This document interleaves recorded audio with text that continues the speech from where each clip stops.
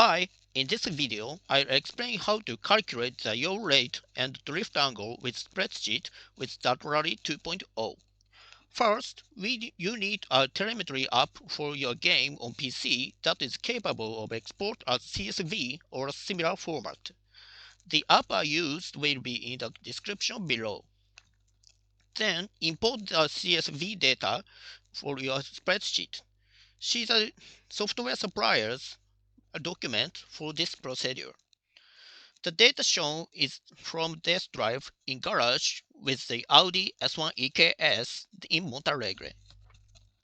Figures we need is on the screen now. This to this. Actually, some figures will be left unused, so you need fewer figures. Let me explain one by one.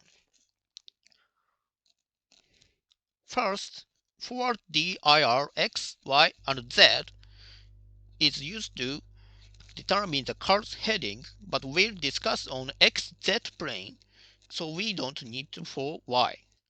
Lab is which lab you the data on. If you did a rally cross session like me, you can filter your lab by like this. I choose the lab 4, which is I set the best lab on the session. Total time is how many seconds passed from the session start. I use this to plot the graph or calculate yaw rate, aka heading changes per second. Velocity x, y, and z is the card speed by each axis. Again, we're gonna talk about xz plane, so velocity y won't be used in this video. So let's get into the actual calculation. First, you need to be clear about timing. Use total time and see the difference between the first row and the rest. This will be done.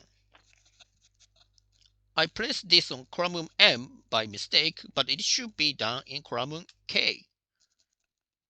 Second, we need to calculate heading, which is where the car is pointing against the world. To know this, we need a formula of A tan 2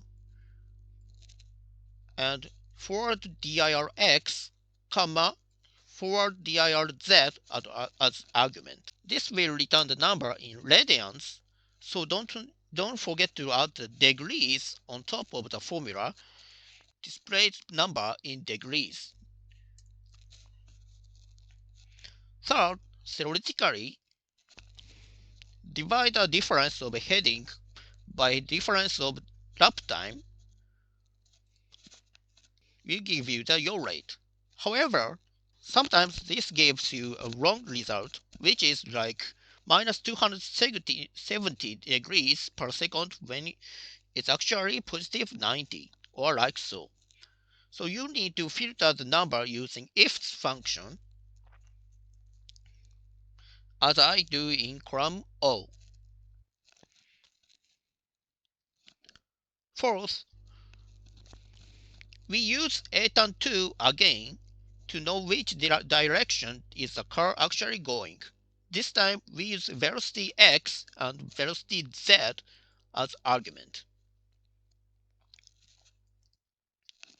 Finally, we get our drift angle by see the difference of car's heading and where the velocity points. And we need the same trick with ifs function like that. Plot these numbers on the timing, which should be like this. These are on scatter plot. I hope this video is helpful. If you have any questions, feel free to leave them below. Lastly, I'll show you the footage of the lab I used with some plots. See ya!